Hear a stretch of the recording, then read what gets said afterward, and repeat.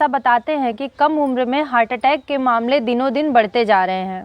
अभी हाल ही में 18 साल के माधव जो एक स्टूडेंट थे, 34 साल के हिमानिल जो एयर इंडिया में पायलट थे और 34 साल के विकास नेगी जो सॉफ्टवेयर इंजीनियर थे, इन तीनों की मृत्यु भी कार्डियक अरेस्ट से हुई है। को पहचान पाएंगे तो किसी की भी जान बचा सकते हैं या खुद की भी जान बचा सकते हैं, क्योंकि बहुत सारे लोग गैस के पेन में और हार्ट अटैक के पेन में लक्षण का डिफ्रेंसिएशन नहीं कर पाते हैं।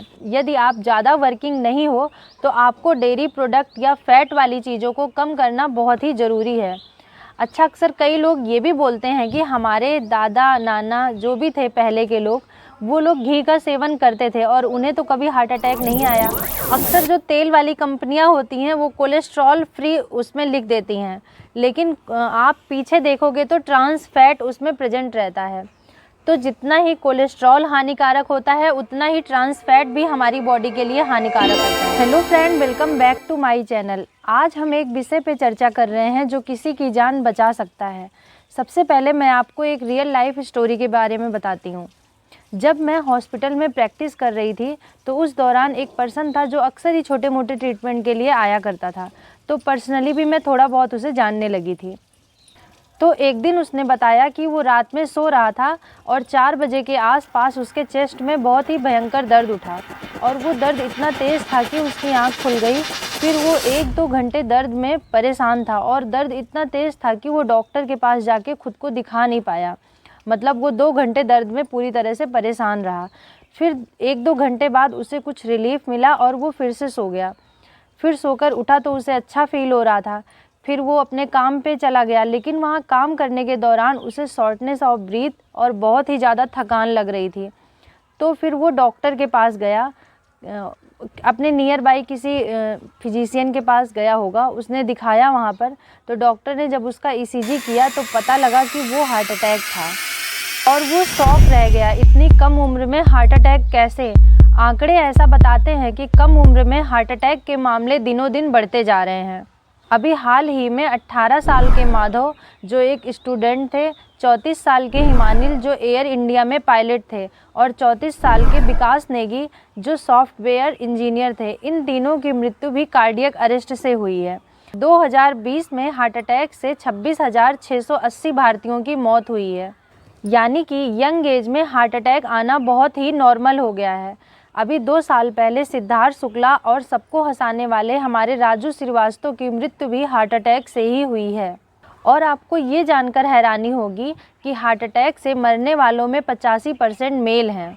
अब आइए इस वीडियो के बारे में डिटेल में समझते हैं, पर सबसे पहले हम ये समझते हैं कि हार्ट अटैक और कार्डियक अरेस्ट में अंतर क्या है, क्योंकि कई लोग हार्ट अटैक और कार्डियक अरेस्ट के बीच में अंतर को लेकर बहुत कंफ्यूज रहते हैं। तो सबसे पहले मैं आपको कार्डियक अरेस्ट के बारे में बताती हूँ। कार्डियक अरेस्ट में दिल की धड़कन रुक जाती है, यानी कि पंपिंग एक्शन रुक जाता है। बॉडी के अदर हिस्से को ब्लड मिलना बंद हो जाता है। ये स्थिति बहुत ही ज़्यादा खतरनाक होती है, यानी कि ये कार्डियक अरेस्ट हार्ट अटैक से ज़्यादा खतरनाक होता है। इस स्थिति में पर्सन अचानक से ज़मीन पे गिर जाता है, बेहोश हो जाता है। और यदि आपको ज़्यादा अच्छे तरीके से कंफर्म करना है कि इसे कार्डियक अरेस्ट आया है तो आप उसकी नब्ज चेक कर सकते हो। आपको पल्स रेट नहीं मिलेगी, तो इस केस में आपको तुरंत इमरजेंसी सेवाओं का सहारा लेना है या फिर आपको तुरंत सीपीआर देना है। कार्डियक अरेस्ट की तुलना में हार्ट अटैक के मामले ज़्यादा देखने को मिलते हैं। इस केस में हमारा जो हार्ट होता है वो पूरी बॉडी को पंप करता है, तो हार्ट को भी पंप करने के लिए ऑक्सीजन एनर्जी यानी कि ब्लड चाहिए। तो 3 छोटी छोटी आर्टरी होती हैं जो हार्ट को ब्लड सप्लाई करती हैं। यदि उन आर्टरी में प्लेक यानी कि कोई क्लॉटिंग या फिर कोलेस्ट्रॉल आके जमा हो जाता है तो हार्ट को ब्लड नहीं मिल पाता है। ये छोटी छोटी आर्टरी जिस एरिया को ब्लड सप्लाई करती हैं, यदि उन आर्टरी में ब्लॉकेज होता है तो उस एरिया को ब्लड मिलना बंद हो जाता है। तो ऐसी स्थिति में वहाँ का जो हार्ट का वो हिस्सा होता है उसमें मायोकार्डियल इन्फ्रैक्शन होने लगता है, यानी हार्ट की डेथ होने लगती है। तो इसी को हार्ट अटैक कहते हैं। तो आइए अब हम हार्ट अटैक के कारण जान लेते हैं। तो नए ज़माने की जीवन शैली और 14 मेन ऐसे कारण हैं जो हार्ट अटैक के लिए जिम्मेदार होते हैं, जिनमें सबसे ज़्यादा है स्मोकिंग और ड्रिंकिंग ऑफ एल्कोहल, अगर आप ओबेसिटी में हैं, यानी कि आप मोटे हैं, तो भी आपको हार्ट अटैक आने की संभावना ज़्यादा हो सकती है।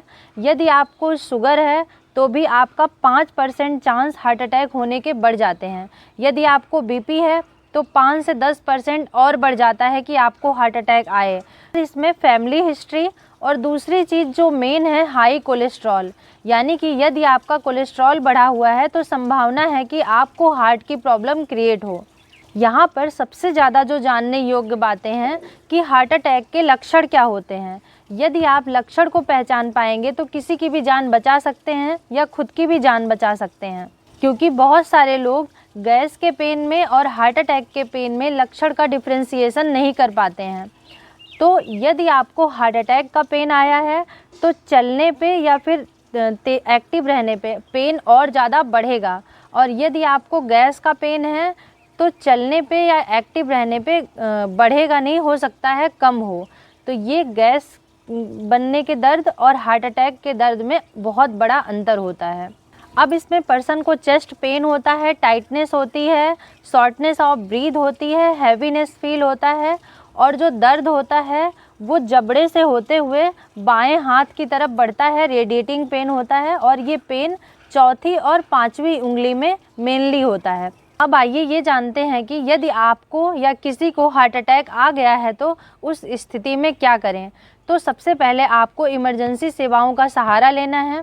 जब तक आप इमरजेंसी सेवाओं का वेट कर रहे हैं तब तक आपको एस्प्रिन, डिस्प्रिन या इकोस्प्रिन की टैबलेट यदि आपके घर में पड़ी हो पहले से तो आप इसको दे सकते हैं, क्योंकि ये जो ब्लड क्लॉट हुआ है यानी कि क्लॉटिंग को डिजॉल्व करने में बहुत हेल्प करती है। और यदि आपके घर में सॉर्बिट्रेट की 5 mg की टैबलेट पड़ी हो तो आप उसे दे सकती हैं। ये टैबलेट अक्सर हार्ट के जो पेशेंट होते हैं जिनको एंजाइना की दिक्कत रहती है या हार्ट की कोई छोटी मोटी इशू रहते हैं, ये टैबलेट अक्सर ऐसे पेशेंट के पास मिल जाएंगी, तो आप इसको दे सकते हैं। ये काफ़ी हद तक जान बचाने में हेल्प कर सकता है। तो अब आइए जानते हैं कि इससे बचा कैसे जाए। इससे बचने के लिए यदि आप स्मोकिंग करते हैं तो आपको स्मोकिंग बंद करनी होगी, और यदि आप अल्कोहल का सेवन ज़्यादा करते हैं तो उसे कम करना होगा, और आप फैट वाली चीज़ें ज़्यादा खाते हैं या डेयरी प्रोडक्ट ज़्यादा खाते हैं तो उसे आपको कम करना होगा। हम ये नहीं बोल सकते कि आप डेयरी प्रोडक्ट को अचानक से कट कर दीजिए अपनी लाइफ में, क्योंकि बहुत सारे न्यूट्रिशन उसमें इसेंशियल भी होते हैं। बट आज की लाइफ में यदि आप ज़्यादा वर्किंग नहीं हो तो आपको डेयरी प्रोडक्ट या फैट वाली चीज़ों को कम करना बहुत ही ज़रूरी है।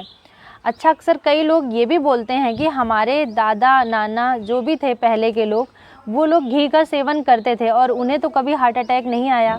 पर आपको ये जानना ज़रूरी है कि वो लोग एक गांव से दूसरे गांव और पैदल 5-10 किलोमीटर रोज़ ट्रेवल किया करते थे, क्योंकि पहले इतने संसाधन नहीं होते थे। पर आज के ज़माने में इतना संसाधन होने के बाद लोग संसाधन का यूज करते हैं, वो अपनी बॉडी की मोबिलिटी को कम कर चुके हैं। तो ऐसे में हमारा जो बॉडी का फ़ैट है वो बर्न होने की संभावना बहुत ही कम हो गई है। मतलब हम जितना खाते हैं उसको पूरी तरह से बर्न नहीं कर पाते हैं। तो इसलिए वो जो फ़ैट होता है, वो जो कोलेस्ट्रॉल होता है, वो जाके हमारी नसों में जमा हो जाता है या फिर बॉडी के अलग अलग हिस्से में जमा हो जाता है, जिसकी वजह से कई सारी और प्रॉब्लम्स आने की संभावना बढ़ जाती है। आपसे जितना ज़्यादा हो सके आप हरी सब्जियां, सलाद और फल का सेवन करें, और आप अपने ब्लड प्रेशर, कोलेस्ट्रॉल और डायबिटीज़ को सामान्य रखें। वैसे भी आज के टाइम पे लोग वीगन डाइट फॉलो कर रहे हैं, यानी कि प्लांट बेस्ड डाइट फॉलो कर रहे हैं। ऐसे कंडीशंस में आपको बहुत ज़्यादा नॉनवेज का सेवन नहीं करना है, क्योंकि नॉनवेज भी आपका कोलेस्ट्रॉल बढ़ाने में बहुत ज़्यादा हेल्प करता है। अक्सर जो तेल वाली कंपनियां होती हैं वो कोलेस्ट्रॉल फ्री उसमें लिख देती हैं, लेकिन आप पीछे देखोगे तो ट्रांस फैट उसमें प्रेजेंट रहता है। तो जितना ही कोलेस्ट्रॉल हानिकारक होता है उतना ही ट्रांस फैट भी हमारी बॉडी के लिए हानिकारक होता है। ये जानना बहुत ज़रूरी है, क्योंकि ट्रांस फैट भी जाके कोलेस्ट्रॉल जैसा ही वर्क करता है हमारी बॉडी में, तो इसे भी कट करना ज़रूरी है। मैं ये नहीं बोल सकती आपको कि आप अपनी लाइफ से बिल्कुल घी तेल कट कर दीजिए, यानी कि ऑयल फ्री खाना बनाइए, ये नहीं बोल रही मैं। बट मैं आपको इतना बोल रही कि आप उसके अमाउंट को कम कर दीजिए धीरे धीरे। यदि आप 30 के ऊपर हो तो नियमित रूप से अपना कोलेस्ट्रॉल, डायबिटीज़ और बीपी चेक करते रहें। और एटलीस्ट आपके घर में जितने मेंबर हैं उनमें से किसी एक पर्सन को तो सीपीआर की टेक्निक पता होनी चाहिए, क्योंकि ये बहुत ही ज़्यादा लाइफ सेविंग प्रोसेस है। आज हमने हार्ट अटैक के बारे में जाना।